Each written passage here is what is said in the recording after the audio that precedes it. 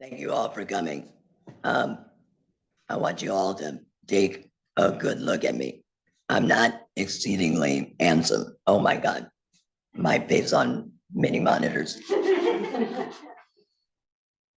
I'm not exceedingly handsome.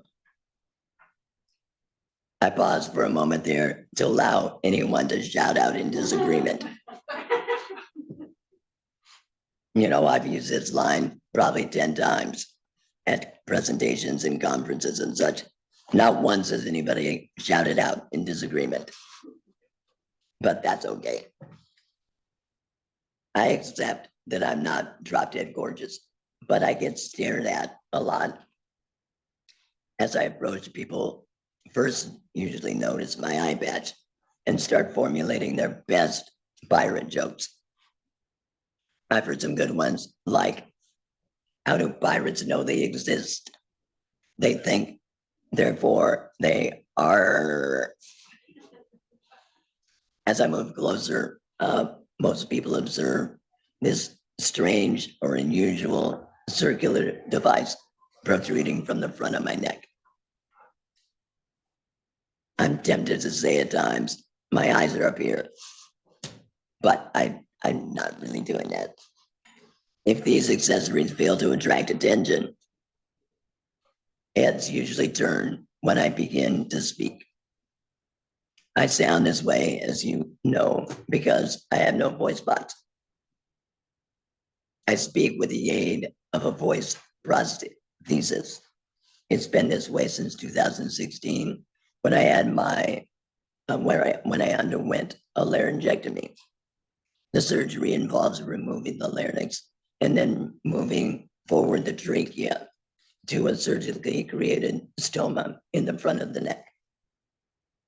It's a difficult surgery and outcomes sometimes vary. Before my laryngectomy, decades before my laryngectomy, my voice sounded good enough to be on television. One of my first jobs in the entertainment industry was as a coordinator for a music video program, national music video program that aired on WTVS, Ted Turner station. Now, my boss liked my voice so much that he made me one of the voiceover hosts of the show. I did that for about 9 months. So let's hear what my voice sounded like in 1985.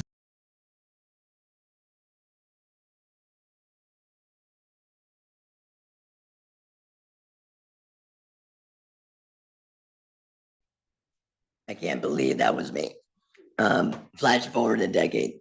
I had just started my own boutique nonfiction television film production company.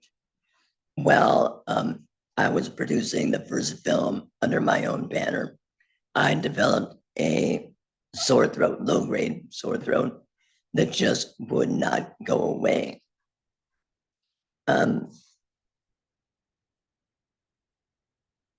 Skipping forward, I'll skip forward a lot. In 1996, eventually in 1996, I was diagnosed with squamous cell tonsil cancer that had spread to lymph nodes in the right side of my neck. I was 41 years old, married with young children. I underwent a radical neck dissection, and then I had aggressive radiation treatments. I have TTOs over a wide field for 7 weeks. This picture is of us celebrating my son's 6th birthday on my last day of radiation. Soon, luckily, my life returned to the normal challenges of raising a family and a demanding career. In the 10 years after my treatment, I produced some of my most worthwhile to me and award-winning work. But over time, the long-term effects of the neck radiation began to take its toll. I developed a hoarse voice, chronic vocal cord polyps, fibrosis, neck pain, and dysphagia, and narrowing of the carotid arteries, for which I have a stent in the right carotid. By 2015, my larynx was significantly scarred. This resulted in labored breathing and talking at levels just above a whisper. My doctor advised me that a laryngectomy was likely in my future. And he promised me my quality of life would be better in the long term. I just didn't see how that could be true. So I stalled. And in March of 2016, at a regularly scheduled doctor's appointment, I don't think I got more than 2 sentences out before my doctor interrupted me and said with a lot of urgency, "Bill, we have to do the surgery now." He wanted to admit me right then. I remember being in the exam room. My wife was next to me. She was worried sick. My doctor was telling me that I was risking my life without the surgery. So, although frightened, I consented. This next clip was taken 2 days after that meeting with my doctor. It was taken by my wife in the early morning hours of the day of my surgery. Okay, what's happening today?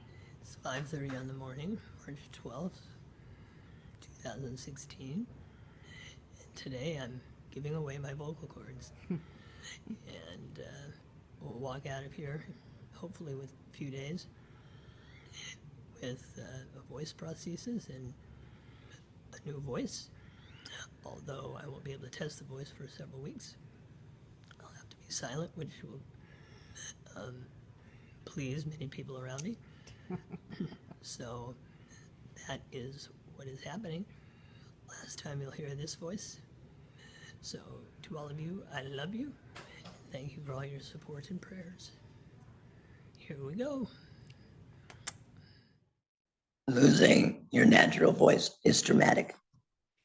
From the time we learn to speak, so much of how we perceive ourselves is wrapped up in the individual sound, tone, and timbre of our voices. It expresses laughter, sadness, anger, a manifestation of our identity. The challenges that laryngectomized persons face are many. Most feel embarrassment and shame by the way they look and sound, so they tend to isolate themselves from the public, from friends, and even family. There are changes to our ability to eat and drink.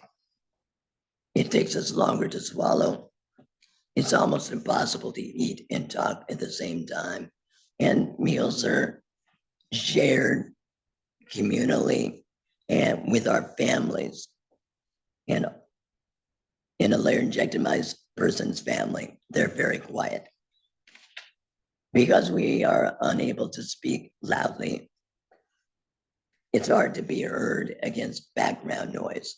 So common social activities like going to parties, going to restaurants, going to bars, going to concerts, going to a ball game are really hard for a laryngectomized person because it's hard for us to participate in the conversation. Our sense of smell is either reduced or disappears.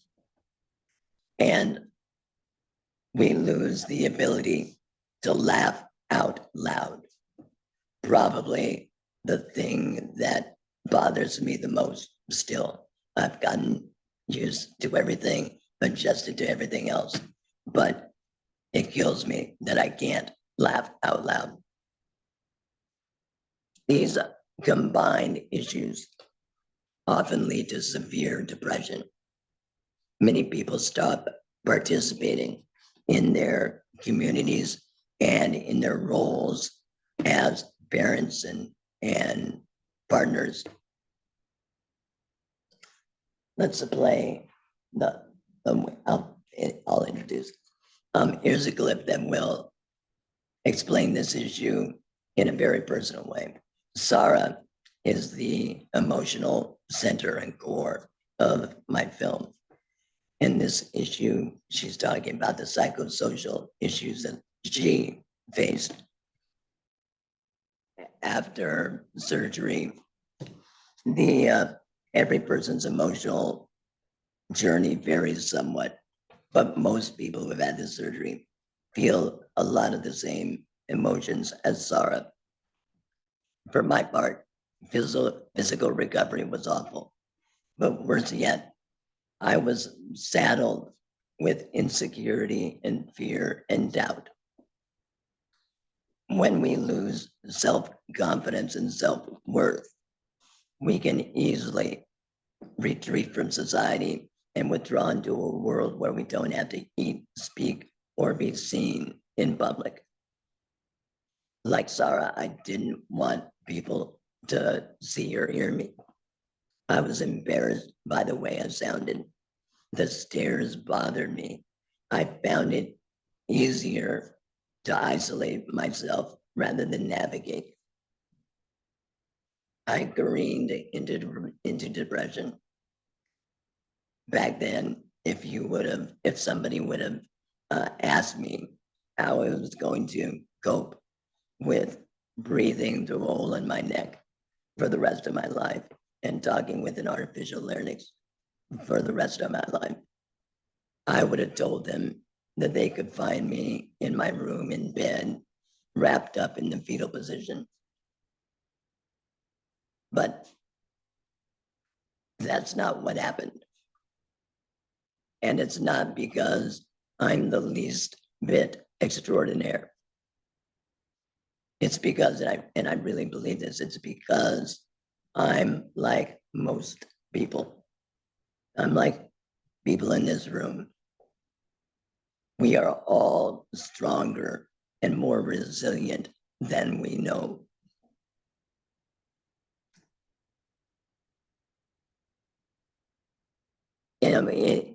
And it helps to have a positive and determined perspective and state of mind. But resilience from cancer isn't just about having the fortitude to bounce back. It's about external factors such as social support systems for both the patient and the caregiver, and access to healthcare systems and resources, both medical and psychological. So this next clip takes place in a support group for laryngectomized persons and caregivers. It's the support group attended by Bug, who is the choir's most hippest member of the choir, and it's attended by his wife, lovely wife, and daughter, who became a big character in the film.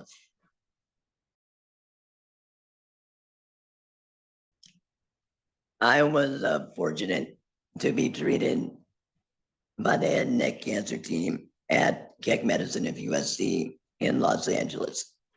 They live by the mantra of treating the patient and not the disease.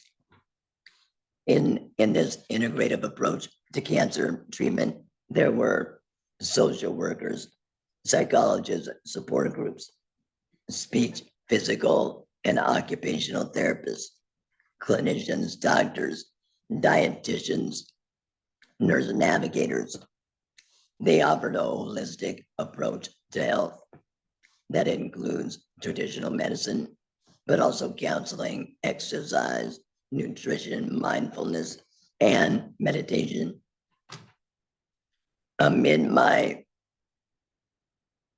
emotional and physical fragility, I went to weekly physical therapy sessions and did daily stretching exercises. My wife and I attended 2 support groups, still do. In fact, my wife now has added a 3rd one. She facilitates a neck cancer caregiver group. When stress crept in back then, I practiced deep breathing and I meditated. I started to eat a healthier diet. But I think most importantly, for me anyway, I started a walking regimen that began with walking a quarter block, a half block right after my surgery, and eventually led to 4 or 5 mile hikes 6 days a week. Eventually, I regained my confidence and realized that my life was not over, it was changed. And although I lost my natural voice, I did not lose my voice. Now it's time for a little medical education. Now, I'm almost tempted to not do this part because I've got 2 speech therapists sitting here. So some of you already know this, but for those of you not in the otolaryngology field, you might learn something and see something new. As you heard in an earlier clip, if you've undergone a total laryngectomy, you breathe through your neck stoma. There is no connection anymore to the mouth and nose. It's actually severed. So I want to stress this. People with total laryngectomies, 100% of the time, breathe through their neck stoma. They do not breathe through the neck and nose. So if I happen to go to cardiac arrest before the end of this speech, don't you even try to come up and put an oxygen mask on my face. I might not give a speech again if you do. A baby oxygen mask on the neck stoma will do very nicely, thank you. Now, in early January of this year, I had the unfortunate experience of contracting sepsis. During my week-long stay in the ICU, count them, 4 clinicians told me that I could breathe. You just don't know, but you can breathe through your mouth and nose. Obviously, I told them not. One of them was a respiration therapist who tried to put an oxygen mask over my face. This mistake is not uncommon. There's a lot of people in the medical field that mistake us for somebody with a tracheotomy and just assume that we can breathe some through the mouth and nose. I've heard this story, similar stories from dozens of other laryngectomized persons. Now, a lot of folks in the medical field, the general medical field, are not aware of all that goes on behind this little device here. Now, the first step for someone who elects to speak in a voice with a voice prosthesis is they have to have a tracheoesophageal puncture or TEP surgery. Sometimes it's done at the time of the laryngectomy. Sometimes doctors have the option of doing it later. The surgeon will puncture the tissue of the common wall between the esophagus and trachea, and it's there the voice prosthesis sits. Now, the voice prosthesis is a nifty little device, but it's not perfect. It needs to be frequently changed. The average life expectancy of a device is probably 3 to 4 months. I've had ones that lasted only a week or 2, and I have had ones that lasted 8 or 9 months. I'm going to let this next clip explain more. Andrew Beaumont is a delightful choir member who graciously allowed us to film as he visited his speech therapist for a voice prosthesis change.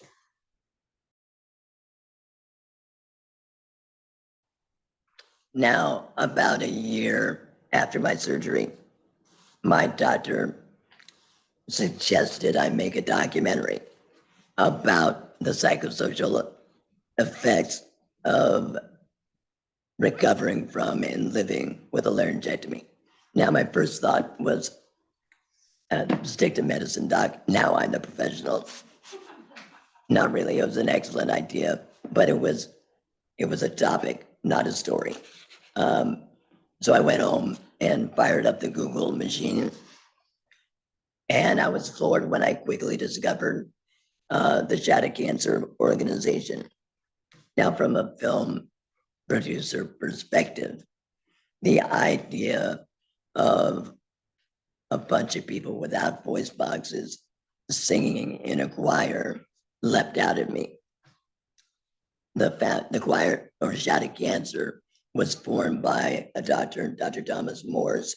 He's an ENT in the UK, and he's a former member of the Belgian Boys Choir.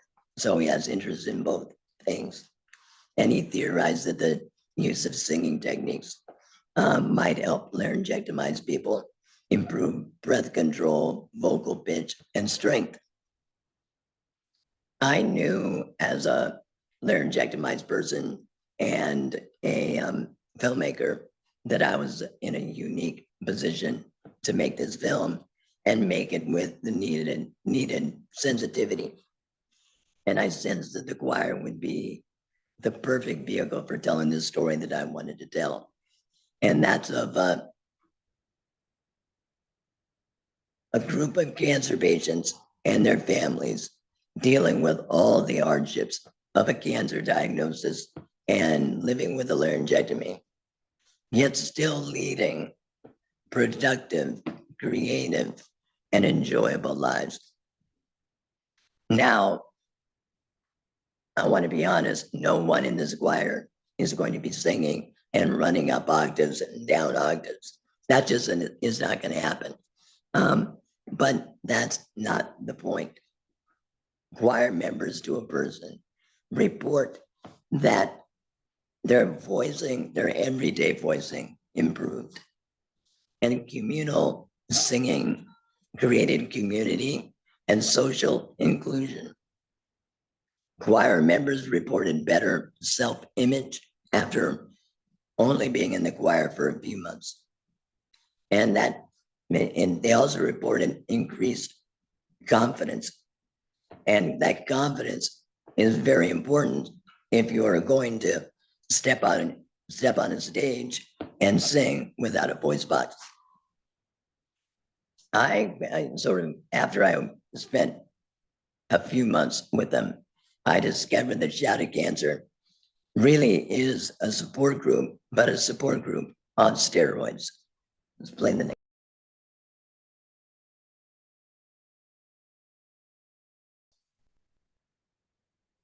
I've always believed in the power of music to heal.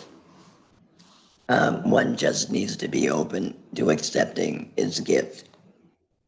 I have a fairly extensive and varied music library, but there's one song that I've probably listened to as much as any song. You've probably heard it. It's among Bruce Springsteen's most well-regarded songs.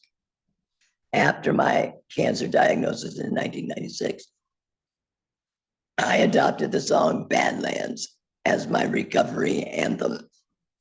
The song is about finding the courage to fight through adversity and fear.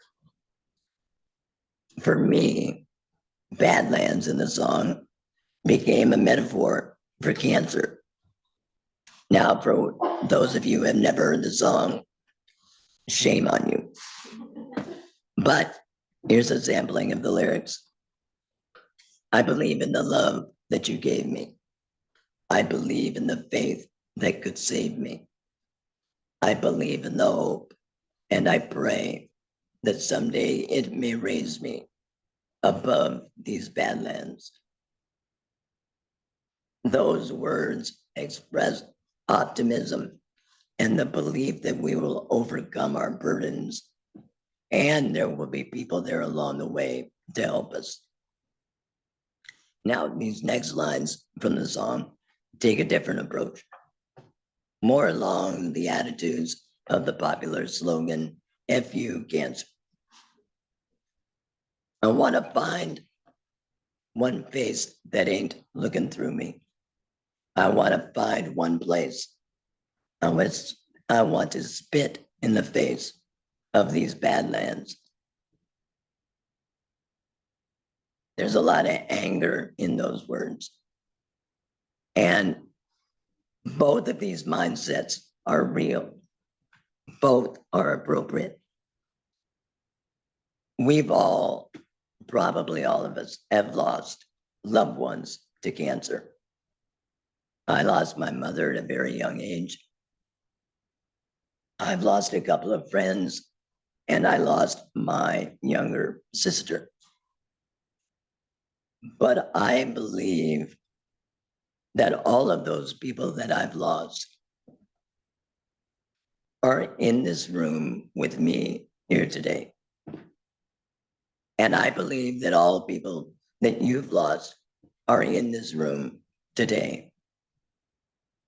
They're here because we are here. They live in us. And I suppose that they are trying to tell us something like Bruce is trying to tell us when he sings this key lyric from Badlands. It ain't no sin to be glad you're alive. I wake up most mornings grateful to be alive and for so much more. I've been married 38 years to the most extraordinary woman that I know. I've been able to see my children grow up and be responsible adults. And I'm still around to play with my two beautiful grandchildren. Indeed, it ain't no sin to be glad you're alive.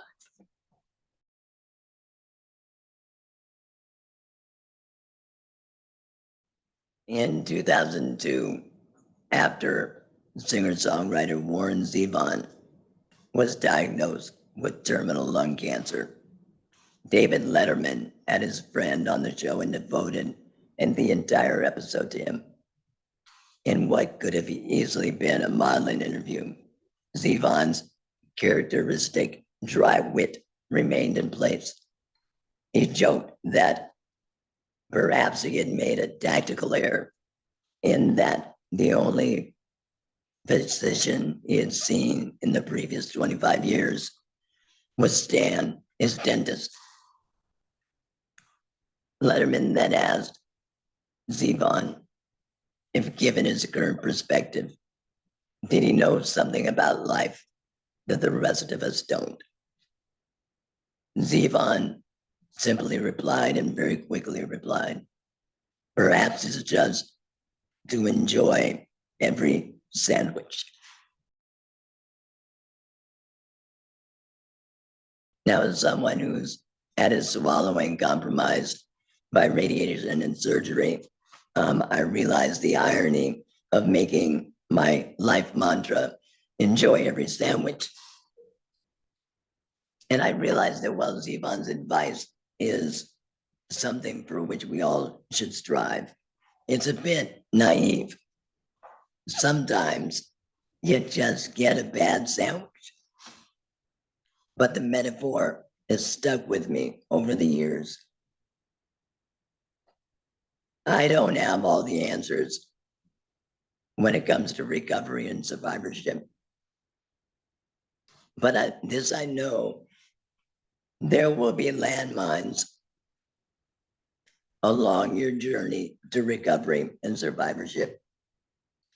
But laughter, exercise, mindfulness, they all will help you to diffuse those landmines, as will a treatment plan that emphasizes your mental health as well as your physical health.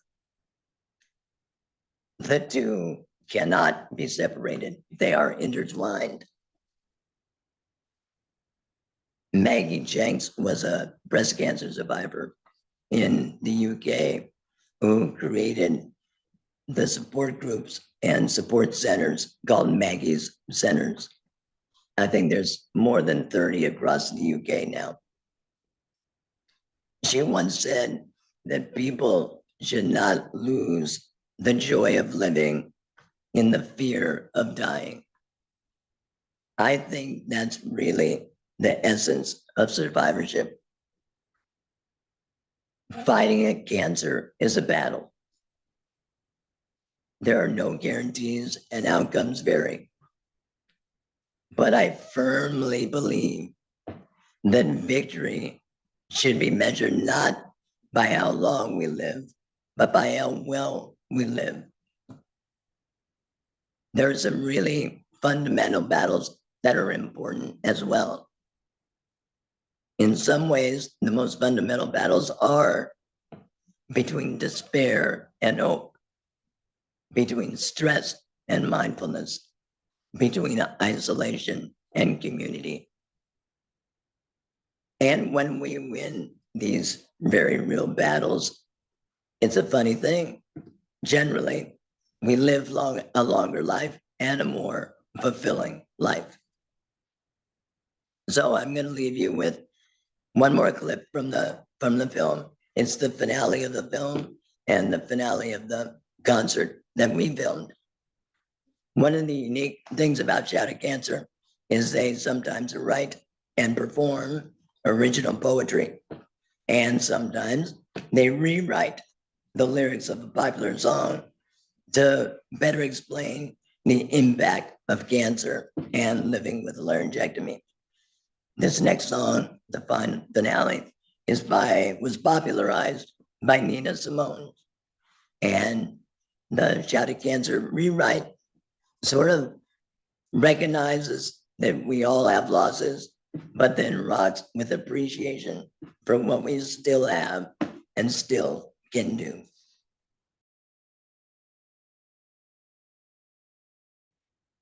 So one more thing, the film is not available yet to the general public, but watch out next year, sometime next year, there's a good chance it'll be on your local PBS station, fingers crossed. Now, if you want to watch the film before then, sort of like a sneak peek, I've got a deal for you. I'm offering to the conference tomorrow and to attendees here an offer to view the film virtually. And I mean, it starts tomorrow. It starts tomorrow and ends, I think, April 22nd. Look for an email from Lisa or someone else with the University of Minnesota. And it costs $10 if you'd like to make an additional donation to help me do events like this and spread the word about the film's message about cancer survivorship to other cancer communities. That would be appreciated. Not necessary though. It was a pleasure to speak with you today. From the bottom of my heart, thank you. May you always enjoy your sandwiches. And if you get a bad one, throw it out. Thank you very much.